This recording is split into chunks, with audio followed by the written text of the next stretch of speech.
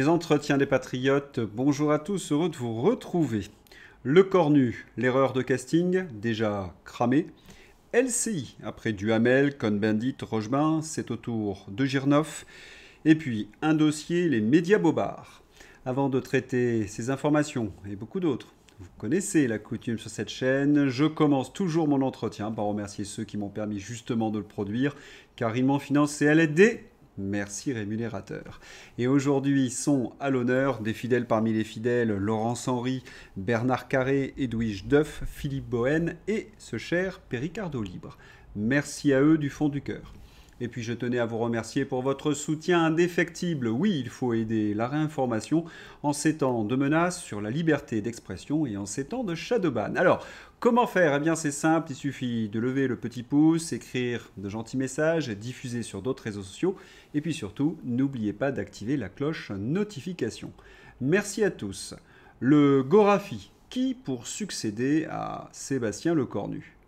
J'entends des voix qui me disent mais c'est le Gorafi, un journal humoristique, c'est une plaisanterie. Très juste sur le Gorafi, mais sur le Cornu. Car quand on écoute les chefs de parti, les analystes politiques, le Cornu n'en a plus pour très longtemps. C'est une erreur de casting, son gouvernement va être censuré à peine nommé, disent-ils. Et du côté des Français, c'est encore plus net. Sébastien Lecornu démarre moins bien que François Bayrou à Matignon avec 16% d'opinion favorable selon un sondage. Mais comment avoir une opinion favorable d'un Premier ministre qui a été de tous les coups tordus de ce diable d'Emmanuel Macron, qui bidonne son CV et ses diplômes? Quant à la communication de Lecornu, c'est déjà le Titanic. C'est d'autant plus remarquable qu'il bénéficie, bien entendu, de la totale complicité de la presse. Il est à la une de tous les journaux de province. Pour cette annonce fracassante, j'abandonne les 2 jours fériés, dixit Lecornu. On se tient les côtes tellement que c'est téléguidé. On savait très bien que ces 2 jours ne seraient jamais supprimés. Pourquoi? Parce que c'était l'épouvantail qui était destiné à masquer dans le plan, dans les orientations budgétaires de François Bayrou, de masquer ce qui était beaucoup plus grave, le gel des prestations sociales. Bien sûr. Donc on focalisait l'attention. On savait très bien que les 2 jours fériés ne seraient jamais supprimés. C'était l'épouvantail qui était destiné à masquer ce qui est beaucoup plus grave, le gel des prestations sociales. Ça permettait de passer sous silence l'année blanche. C'était la colossale ficelle. On annonce une mesure débile et impopulaire, puis ensuite, lors des négociations, on la retire, en laissant par contre les hausses d'impôts, les taxes et la baisse de votre pouvoir d'achat. Mais il est trop fort, le Cornu. Donc le Cornu retire une loi qui n'a jamais existé. Là, on tient un bon. Quand le Cornu ne supprime donc pas des lois qui n'ont jamais été votées, il se permet des bobards XXL. Je le dis quand même au passage, y compris pour tous celles et ceux qui s'interrogent sur pourquoi aussi il y a des problèmes de finances publiques. Il y a aussi des problèmes de finances publiques parce qu'on a décidé de remettre beaucoup d'argent dans l'hôpital. C'est vrai pour la règle. Selon le Cornu, la France est au bord de la faillite parce qu'on investit massivement dans l'hôpital. La réalité, depuis 2014, l'année où Macron est arrivé au pouvoir, plus 50 000 lits ont été supprimés et le temps d'attente moyen aux urgences a augmenté de 45 minutes. Et sous Emmanuel Macron, les déserts médicaux ont augmenté. 73 départements ont subi une baisse de la densité médicale. 28 ont connu un accroissement, ce que met en évidence l'association est une fracture grandissante entre les départements relativement bien dotés et les moins bien pourvus. En médecine générale, les densités de médecins libéraux diminuent partout, ou presque, même dans les départements bien dotés. Les macroniers ont donc saigné à blanc l'hôpital et laissé les déserts médicaux s'accroître. Et le Cornu explique qu'ils ont investi dans la santé. C'est tellement énorme. Mais la suite, comment dirais-je? Oh, je n'ai même plus de mots. Oui, dans le même interview, Sébastien Lecornu veut créer un réseau France Santé d'ici 2027 avec une offre de soins accessible à moins de 30 minutes des patients. On se pince. Lecornu explique qu'il y a des déficits parce qu'ils ont beaucoup investi dans le domaine de la santé. Mais en même temps, il y a une augmentation des déserts médicaux et qu'il va falloir investir rapidement pour les résorber. Ce qu'on déduit de ce charabia et de ces incohérences, c'est que ces macroniers ont tellement saccagé les hôpitaux et la médecine de ville qu'ils sont obligés en urgence de communiquer pour masquer la catastrophe. Et les médecins ne sont pas dupes. Réseau France Santé, il faudra 10 000 médecins. Où va-t-on les trouver? Interroge le principal syndicat des médecins généralistes. Je crois que c'est assez clair. Le Cornu fait de la com, un effet d'annonce, assez misérable d'ailleurs, car le gouvernement n'a ni les gens ni les ressources humaines pour mettre en place ce réseau France Santé. Au mieux, vous aurez un numéro vert. C'est d'un cynisme. Mais que peut-on attendre de ces gens qui ont géré la pandémie? Fidèle ami de Sébastien Lecornu, Thierry Solaire accompagne cette semaine les premiers pas du nouveau chef du gouvernement, ce qui a stupéfié nombre de figures du camp présidentiel, qui n'arrivent pas à comprendre que l'ancien député des Hauts-de-Seine, 13 fois mis en examen, un record absolu, puisse être encore là. Quelle erreur de s'afficher aussi ouvertement s'épanche un ministre démissionnaire. Cela n'annonce rien de bon si l'on croit ses camarades qui ont souvent le même compliment à la bouche. Le Cornu, c'est quelqu'un qui sait faire de la poloche, autrement dit de la politique politicienne. Mais que pouvait-on attendre d'autre du doudou d'Emmanuel Macron? Et comme un malheur ne vient jamais seul, Fitch. L'agence de notation Fitch dégrade la note de la France qui passe de AA-, qualité élevée, à A+, qualité moyenne supérieure. En changeant la catégorie du pays, l'agence américaine prend acte de l'incapacité du gouvernement à réduire efficacement le déficit public. Depuis l'arrivée d'Emmanuel Macron à l'Élysée, la dette publique française a augmenté de plus de 1100 milliards d'euros et dépasse désormais les 3400 milliards d'euros. Vous vous rappelez de la catastrophe nationale quand la France a perdu son triple A en 2012 ? Après le saccage des finances publiques depuis 2017, la Macronie vient de nous faire perdre le double A. Fitch note désormais la France A+. Ce n'est malheureusement pas étonnant puisqu'aucun pays européen n'a autant dégradé le ratio dette publique sur PIB depuis 2017 et le bilan économique est catastrophique à tous les niveaux. Vous allez me dire, mais est-ce que cela change quelque chose ? Oh oui, nous risquons de dépasser les 100 milliards d'euros d'intérêts à rembourser par an. Les mesures de ces pitres macronistes, taxes et impôts, ne couvriront même pas l'augmentation des intérêts. Il faut donc changer le système. Cela signifie sortir de l'Union européenne, sortir de l'euro. Quant au Mozart de la finance, il chute encore dans les sondages. Alerte info, Emmanuel Macron atteint près de 80% d'opinion défavorable. Ah, cela devient franchement intéressant parce que c'est Ipsos. Quand d'autres instituts de sondage, comme Eulab, plaçaient Emmanuel Macron à 16%, Ipsos maintenait le poudré au-dessus des 20%. Ipsos aime bien pondérer. Oh, c'est un mot de la novlangue, pondérer, qui signifie bidonner ses sondages pour plaire au pouvoir. Et là, 16% chez Ipsos. Il n'est donc plus possible de cacher qu'Emmanuel Macron est détesté par toutes les couches de la population française. Dans ces conditions, comment soutenir Macron le cornu alors qu'il a tout raté et que tout le monde le déteste? Un dilemme d'ailleurs pour les chefs de parti qui sont veules et lâches. Voyons la girouette Bruno Retailleau. Crise politique en France, Retailleau pose les limites d'une participation des LR au gouvernement Le Cornu. Bruno Retailleau a certainement les yeux sur les sondages, mais il faut également savoir que les militants LR, oui, ceux qui restent, commencent à insulter le duo pathétique Retailleau-Wauquiez. Retailleau soutenait Le Cornu il y a encore 3 jours, et maintenant il pose ses conditions. Allez Bruno, un petit effort et monte sur le Titanic. Autour du patapouf socialiste. François Hollande au Figaro. Si Sébastien Lecornu échouait à nouer un compromis, je ne vois pas d'autre option que la dissolution. Ah, les girouettes. François Hollande a les yeux rivés, comme Bruno Retailleau, sur les instituts de sondage. Et en plus, ses militants se sont radicalisés. François Hollande, patapouf, veut un compromis. La bonne blague. Car cela signifierait travailler avec les LR. Il faudrait que Retailleau et Hollande mangent leur chapeau pour cela. Et les militants, leurs militants, ne leur pardonneraient pas. Mais en même temps, on a envie de dire « Allez Hollande, monte sur le Titanic Macron !» qu'on soit débarrassé de ta face visqueuse. Et il y a également le Rassemblement national. Meeting du Rassemblement national, soit le président de la République dissout l'Assemblée nationale pour organiser de nouvelles élections législatives, soit il devra, en cas de blocage répété, remettre sa démission.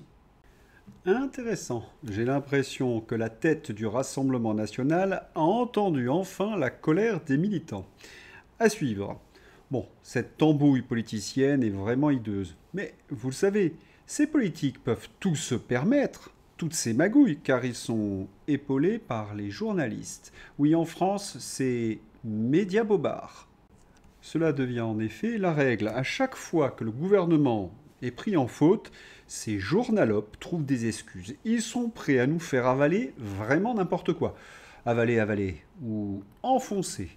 Par exemple, l'excuse numéro 1, c'est les Russes, pour les crises d'hystérie géopolitique aiguë ou pour les émeutes en France. Du c'est les Russes.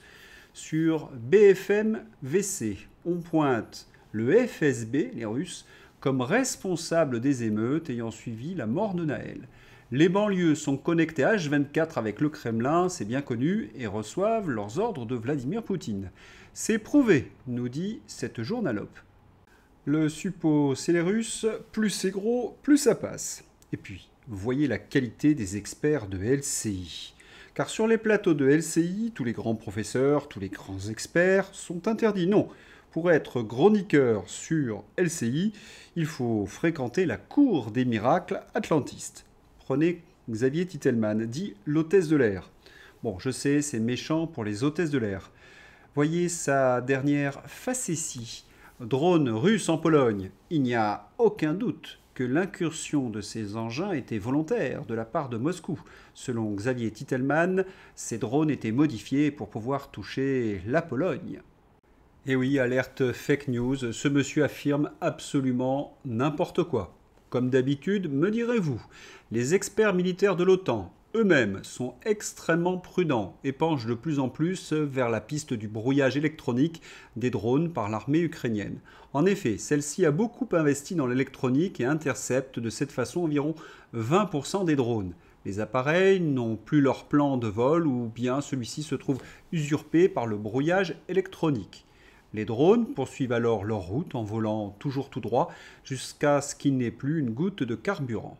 Vu la gravité du sujet, cette désinformation constante est extrêmement problématique sur une chaîne TNT dite d'information. Ce monsieur n'a absolument pas les compétences pour s'exprimer sur le sujet.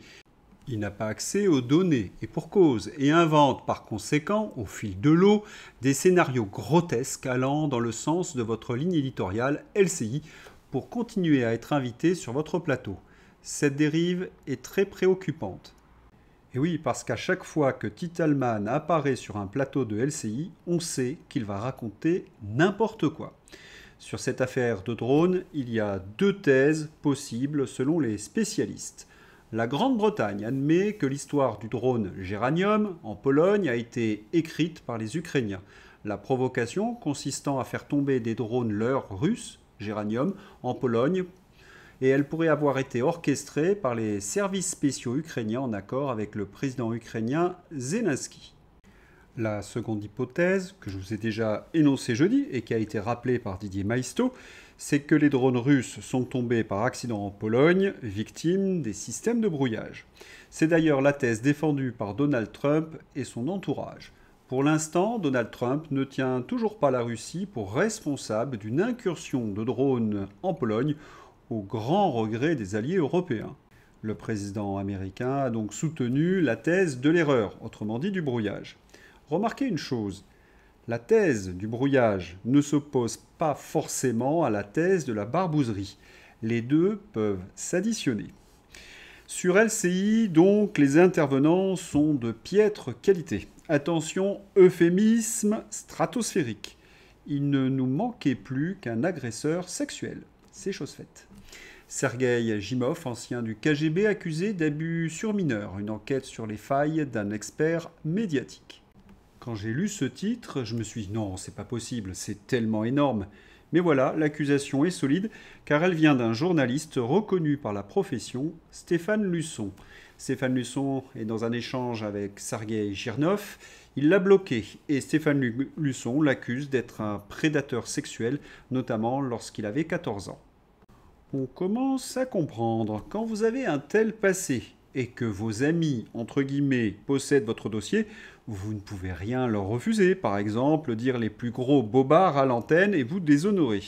Parce que là, cela fait beaucoup. Un barbu, ça va, mais 3 barbus, ce sont des barbouzes. Après Duhamel, Rochebain, Cohn-Bendit, voilà Girnov qui est accusé d'agression sexuelle sur mineurs. Faut-il être un harceleur et agresser les enfants pour être à l'antenne de LCI ? Vous serez d'accord avec moi, cela ne peut pas être le fruit du hasard, une telle série. D'ailleurs, j'en viens à regarder le Playmobil Pujadas avec un autre œil. Après le Célérus, c'est la faute du réchauffement climatique. Un tweet un peu ancien, mais qui nous présente bien le phénomène avec Sandrine Rousseau. Un énorme éboulement interrompt le trafic routier et ferroviaire en Savoie. Eh bien, c'est un éboulement au sens propre. Ceci est une des conséquences du réchauffement climatique. La montagne s'effondre et nous regardons ailleurs, la longueur d'un vêtement. Mais attention à la prescription de c'est la faute au réchauffement climatique. Oui, vous devez le prendre essentiellement lorsqu'il fait chaud. En ce mois de septembre automnal avant l'heure, c'est déconseillé. Ensuite, il y a c'est la faute aux fachos. Un peu comme sur France Inter. Affaire Le Grand Cohen. L'essayiste François Morel, vous savez, le comique pas drôle de France Inter, traite la rédaction du magazine L'Incorrect de fils de paix et 1-1 en direct sur France Inter. C'est de l'humour, paraît-il, de gauche. Et oui, si le grand Patrick Cohen complote avec le Parti socialiste, c'est la faute des fachos. Le c'est la faute aux fachos et doit être administré à chaque fois qu'un journaliste du service public est pris en flagrant délit de mensonge ou de propagande.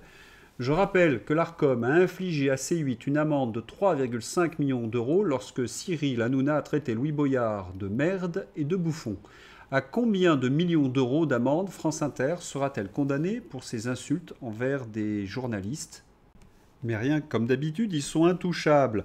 Dans ma rubrique Fantaisie de vendredi, j'avais prédit que Patrick Cohen était donc un intouchable. Mais je suis complotiste, selon Rudy et ses sbires. Affaire Le Grand Cohen, Cohen pas en faute selon le comité d'éthique de France Télévisions. Le comité d'éthique de France Télévisions a jugé vendredi que le journaliste n'était pas en faute dans la séquence vidéo, le montrant au restaurant avec son confrère Thomas Legrand et des dirigeants du Parti Socialiste, qui leur a valu des accusations de connivence. Le comité éthique de France Télévisions. Fin de la blague. De toute façon, plus personne ne regarde la télé. Maintenant, il faut fermer et distribuer le pognon au peuple. 4 milliards par an quand même. C'est une belle définition du service public, un entre-soi en quelque sorte. Il y a d'ailleurs un tel entre-soi entre tous ces journalistes que lorsqu'on les regarde, on a l'impression de les gêner. Un peu comme Caroline Roux qui accueille en quelque sorte son patron, Mathieu Pigasse. Mathieu Pigasse est ce milliardaire qui finance les médias. Pourquoi Caroline Roux a caché aux téléspectateurs que Mathieu Pigasse est un des principaux actionnaires de Mediawan ? Mediawan reçoit tous les ans 100 millions d'euros du service public pour produire notamment C'est dans l'air, présenté par Caroline Roux. N'oublions pas également que Laurent Soli, l'époux de Caroline Roux, est un ancien chef de cabinet de Sarko, qu'il est devenu patron de Facebook France et qu'il est proche de Macron. Un petit monde fermé. Hier, Caroline Roux, nous étions le 12 septembre, sur le service public, l'argent du contribuable, cache que son invité, Mathieu Pigasse, est un actionnaire de Mediawan et activiste politique. Mediawan, qui produit son émission C'est dans l'air, mais aussi C'est à vous, où travaille Patrick Cohen. Patrick Cohen, qui prend des cafés assis avec des cadres du Parti Socialiste pour parler d'une stratégie pour pousser la candidature de Gluglu. Gluglu, dont la femme présente le JT sur la même chaîne où Caroline Roux oublie de présenter son patron. Caroline Roux, qui dans C'est à vous trouve Léa Salamé rayonnante en présentatrice du JT sur le service public, toujours notre argent. Tout ce beau monde n'est ni décompté ni sanctionné, jamais. Faudrait pas les déranger. D'ailleurs, c'est ce que je fais. Je boycotte France Télévisions, devenue TV socialiste.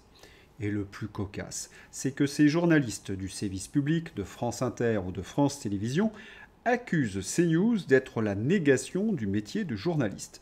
C'est un peu comme si le camembert disait au Roquefort « tu pues ».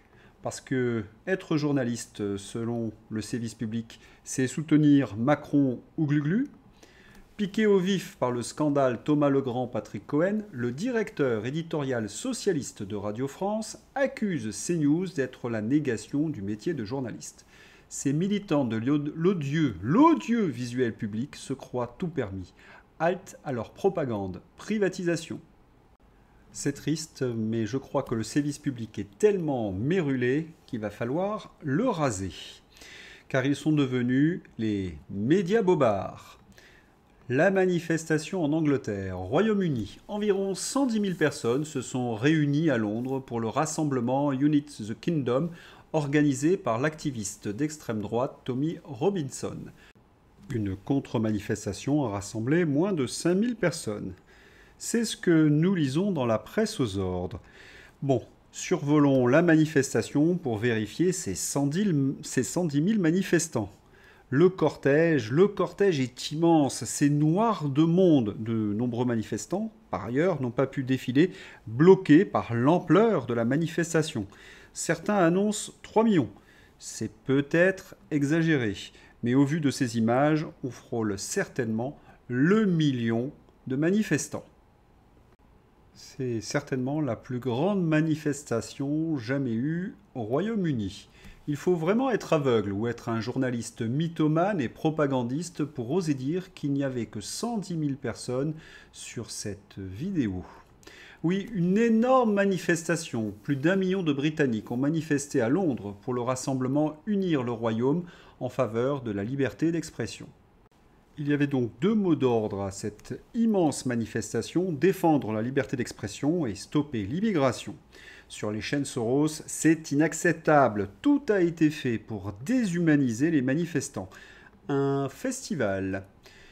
Gallagher Fenwick. Regardez les drapeaux anglais, pas britanniques. Regardez le phénotype des gens dans la rue. Une journée qui ne ressemble pas à l'équipe de foot d'Angleterre. Je ne serais pas surpris qu'il y ait un peu d'argent russe. Ça y est, on y est. Il y a trop de blancs, des drapeaux anglais, c'est quasiment les heures les plus sombres de notre histoire. Imaginez la souffrance des pauvres Pakistanais. Ça ressemble pas à l'équipe de foot, c'est les Russes. Le mec a fait un festival. LCI est la matrice ultime de l'extrême centriste Cuck. Sur d'autres chaînes de télévision, ils ont expliqué que ces manifestants étaient des hordes de hooligans avinés qui sortaient des pubs complètement alcoolisés et qu'ils étaient donc très violents. Et ils ont fini par trouver sur 1 million de manifestants une dizaine d'excités. Ils osent affirmer de telles énormités quelques jours après le 10 septembre et les violences de l'extrême gauche. Mathieu Boccoté. Une chose me frappe. La gauche radicale croit à sa propre propagande, elle croit à sa propre désinformation. Dès lors qu'elle déteste un homme ou un mouvement, elle le diabolise, écrase sa réputation sous un lot de citations tronquées et décontextualisées ou de positions qu'on lui prête sans qu'il n'en soit jamais réclamé, puis répète ses mensonges inlassablement au point de le transformer en repoussoir absolu. Ces techniques relèvent de la diabolisation. Il ne faut pas concéder la moindre parcelle d'humanité à l'adversaire et le transformer en ennemi absolu, à anéantir. Elles relèvent de la désinformation, elles fabriquent un réel dédoublé fondé sur l'institutionnalisation du mensonge idéologique. Je note par ailleurs que le centre, ou plutôt l'extrême centre, comme on devrait l'appeler, est absolument soumis mentalement à la gauche radicale. Il reprend, quitte à en modifier un peu la forme, le même discours, la même vision du monde et cultive la même intolérance à prétention vertueuse. L'actualité de cette semaine nous a donné quelques illustrations glaçantes. Les manifestations en Angleterre ou la mort de Charlie Kirk. Marion van Rottergem. L'assassin de Charlie Kirk n'est ni démocrate, ni migrant, ni woke, ni noir, ni musulman. Il est républicain, trumpiste, conservateur, blanc, chrétien, d'une famille totale MAGA et fidèle à l'injonction du port d'armes, comme sa victime le préconisait. Cette journaliste raconte une fois de plus n'importe quoi, un parfait exemple de désinformation. L'enquête révèle que le tueur est un antifa, qui s'exprimait d'ailleurs sur des boucles Discord antifa, qui avait dit à ses parents que Kirk était un conservateur rempli de haine, et cet assassin vivait avec un trans. Ras-le-bol des médias menteurs. Et cette Marion ne s'arrête pas là, elle nous présente donc l'assassin avec un t-shirt Trump. La photographie publiée aux États-Unis versus la même photo retouchée diffusée par des journalistes prix Albert Londres en France. Il y a quand même des trucs incroyables. Vous imaginez le niveau de leur haine pour qu'un journaliste officiel en vienne à bidonner des photos pour que ça colle avec le narratif. Ils ont tellement bidonné l'information que certains sont obligés de s'excuser. Le célèbre auteur Stephen King s'excuse après une fake news vue des millions de fois affirmant que Charlie Kirk prônait la lapidation des homosexuels. J'ai lu ça sur Twitter sans vérifier, je m'excuse. Vous imaginez ce qu'ils sont capables de faire parce que cette vidéo, bien évidemment, a été diffusée sur des médias officiels. Ils ont tronqué une citation de Charlie Kirk pour lui faire dire exactement le contraire de ce qu'il affirmait. Et sur les plateaux de télévision, cela n'empêche pas notre Valérie Hayé, bécassine officielle, de raconter n'importe quoi.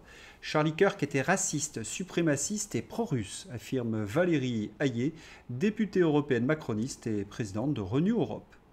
Ce qui est scandaleux, ce n'est pas que Valérie Hayé dise n'importe quoi, on a l'habitude, non. Ce qui est scandaleux, c'est qu'il n'y ait pas eu un journaliste pour la contredire.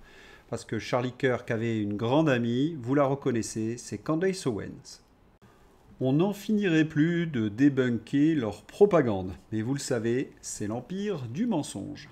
France, un fait divers si emblématique. Saint-Dié, 5 intrus cambriolent un quinquagénaire pendant la nuit. Il se défend au couteau et se retrouve accusé de tentative de meurtre.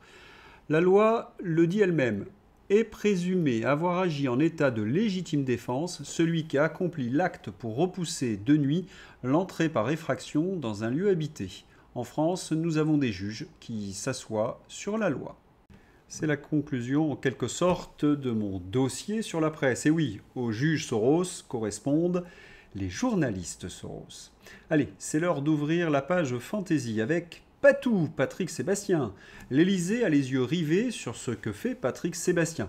Là où d'autres ne voient qu'un chanteur et un amuseur, certains auprès du président de la République suivent de près ses propos et ses intentions. Regardons de près. La quéquette à Raoul est sortie. Faut-il décrypter cette information? Y a-t-il des sous-entendus? Sardine Ruisseau, ancienne star du X. La preuve de la supériorité culturelle de la gauche est que nous savons organiser une manifestation à Londres. Quand 1 million de fachos manifestent, ils ne savent même pas casser une vitrine et mettre le feu à une banque pour affirmer leurs idées. Nathalie Loiseau, au bon tweet français. Je sens que je vais me faire critiquer par toutes les bonnes âmes bien pensantes, mais j'assume. J'ai rarement vu une personne dont les idées étaient autant en adéquation avec son physique. C'est tout pour la page Fantaisie. On va finir ce journal avec les journées d'Arras du mouvement patriote. Vous êtes les représentants de la France éternelle. Les mots de Philippe de Villiers en direct du congrès des patriotes par téléphone. C'est la grande surprise. Ovation dans la salle. Si toutes les figures de la droite patriotique pouvaient avoir l'attitude ouverte de Philippe de Villiers, la France irait mieux. Coup de fil surprise de Philippe de Villiers en direct pendant les assises d'Arras. Il nous a passé un message. J'ai discuté avec lui devant une salle hyper enthousiaste. Eh bien, écoutons cette discussion. Alors Philippe, vous avez rappelé récemment avec force qu'il fallait que la France sorte de l'Union européenne. Pour quelles raisons faut-il que la France sorte de l'Union européenne? Tout simplement parce que une nation ne peut pas survivre si elle ne récupère pas sa souveraineté. Vous savez, c'est vieux comme la France, que je vous... et vous le savez très bien. Sinon, vous ne seriez pas là tous ensemble. La souveraineté, c'est un élément constitutif de l'État. Et je me souviens d'une phrase que j'ai appris tout jeune, qui était autorité, qui s'appelait Jean Baudin, et a laissé derrière lui une décision. Et puis, il ne faudrait pas oublier Charles Gave. Que veut-il pour la France? Eh bien, sortir de l'Europe, sortir de l'euro et reprendre le contrôle de la monnaie. On espère donc l'union de tous les Frexiteurs pour sauver notre pays. J'espère que vous avez apprécié cet entretien. Je vous souhaite une excellente journée. À bientôt. Au revoir.